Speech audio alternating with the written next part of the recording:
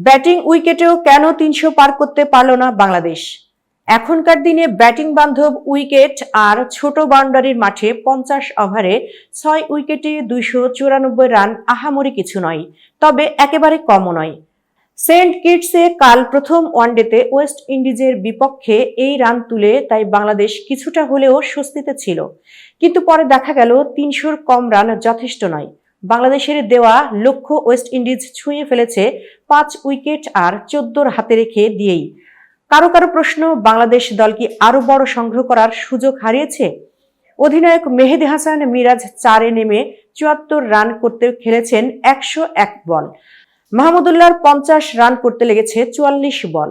বিপরীতে মিরাজের মতোই ৪-এ নামা ওয়েস্ট ইন্ডিজ অধিনায়ক শাই হোপ ৮৬ রান করেছেন ৮৮ বলে। শেরফান রাদারফোর্ড তো ৮০ বলে ১১৩ রানের ইনিংস খেলে ম্যাচটা ওয়েস্ট ইন্ডিজের প্রায় হাতের মুঠোয় এনে দিয়ে আউট হয়েছেন। লক্ষ্য তাড়া করতে নামার চাপ মাথায় নিয়ে ক্যারিবীয়রা যদি ভালো স্ট্রাইক রেটে রান করতে পারেন, বাংলাদেশি ব্যাটসম্যানরা আগে ব্যাট করেও কেন পারেনি? হারটাও কি সেখানেই লেখা হয়ে গেছে? ম্যাচ শেষে সংবাদ মাধ্যমের মুখোমুখি হয়েছিলেন বাংলাদেশ অধিনায়ক মিরাজ। এতক্ষণ বার্তা বৈঠকের সাথে থাকার জন্য ধন্যবাদ।